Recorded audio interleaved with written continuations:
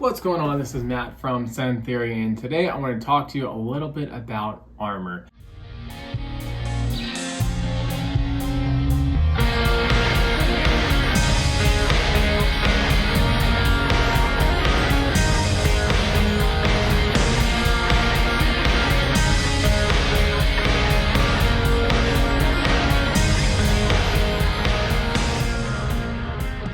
Not too long ago, there was a very well-known YouTuber who was saying that armor doesn't really prevent bone breaks, and it's an incomplete thing to say based on lab testing. In front of me, I have 3 different types of armor. And I had an epiphany the other day because I get this universal response of, is this armor really as good as something like this? And is this more flexible armor really as good as something that's structured? In a lab test, technically, yes, but a lab test only tests how much force can get through it, which is great. That is a great place to start, but it's missing a key component, which is deflection. If you see my previous videos, you know it's where I talk about the array and how all the event covers and the peaks will break off in a wreck.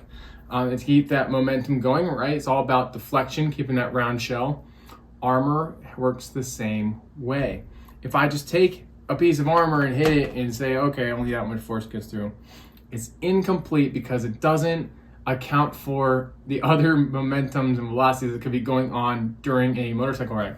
Now, what I mean by that, your elbow is pointy, your knees are still kind of pointy, your hips are pointy. So if you were to hit your elbow on something, let's say a curb or a side of a car, I don't know, whatever you might be hitting your elbow on, could even just be uneven pavement, it's more likely to catch and do that kind of motion, right?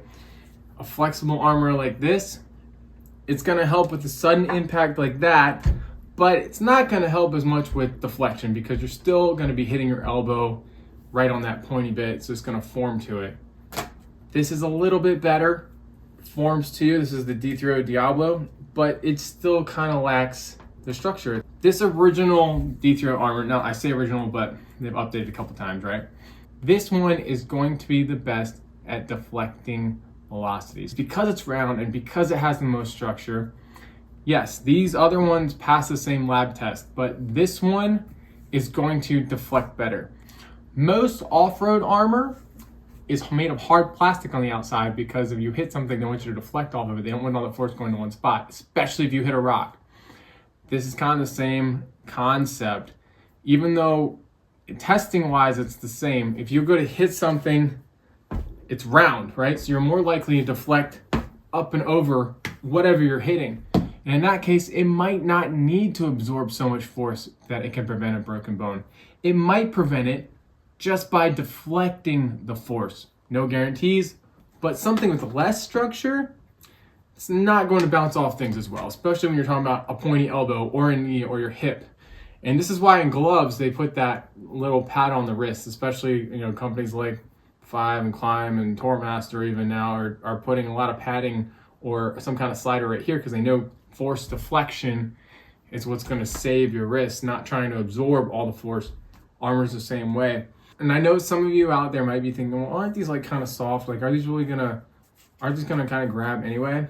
Well, it works in tandem with the material of your jacket. So you overlay it onto something like this nylon Cordura. You got to think about, nylon's basically plastic, right? Plastic slides.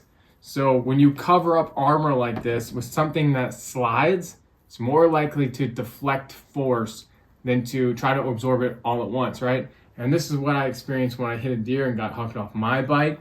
It always was kind of sitting in my mind like, well, there's all these lab tests and I kind of buy it, but like when I hit, I remember my arms kind of sliding forward a bit. And I don't know if like these would have done as good of a job. I don't know. And I don't want to go crash again to find out. But, in my mind, this just makes a lot more sense. Have something that's round, has more structure to it. So that way it can deflect off things. And hopefully it doesn't really need to absorb as much force as it needs to prevent your bone breaking. Hopefully it can redirect and keep you safer that way. And the thicker the armor, the better off you're gonna be, right? This is a level 1. There's a level 2 in that jacket I just had in my hand. And the level 2 is going to form and going to absorb a little bit better, but by doing that, by making it thicker, you're also going to be able to keep more of the structure on the outside just by having more material there. This is actually a level 2 armor, but it's still kind of soft and malleable. So again, it's going to pass that lab test, but in my mind, it's not going to deflect as much, because if it can flex, it can also absorb imperfections in whatever object you're hitting. Again, that could, who knows, it could be the side of a car, it could be a sign, it could be a curb. You could hit nothing, you could be fine, you could be just fine in armor like this. But I don't really like gambling on that. There's enough risks in action sports, there's enough risk in motorcycling, and I would gladly wear a little bit more armor just to increase my chances of being all right after a wreck. And with the cost of medical bills in this country now too, no, I'd rather just minimize the risk as much as possible. And as usual, I forgot to mention something while recording the original video. Rounded armor, this is probably one of the most important things, so I can't believe I forgot this, but if you crash and you roll, rounded armor helps you keep that momentum moving, whereas flat armor doesn't really assist much with that. It doesn't necessarily stop you from rolling, but it doesn't have that same kind of effect. So rounded armor with a lot more structure will help you continue and maybe even help you get on your back, where, you know, friction is going to be spread out the most. You're not going to have any hot spots. In fact, Revit designs a lot of their gloves so that all the plastic sliders, I was talking to one of the Revit reps about the Cayenne glove, all the plastic sliders all along the hand. He was saying that they try to design those gloves so that when you go down, you continue rolling and you don't have those sudden stops which can like break your hand. So hopefully it'll prevent that. Rounded armor does the same thing. It keeps you going so that you don't have those abrupt stops, that hopefully you can get to a part of your body that has a larger surface area to slide across. And as usual, if you like this video, please hit subscribe and be sure to hit that notification bell so you don't miss any new videos. Also, feel free to leave a comment below. I'll do the best I can to respond if you have questions.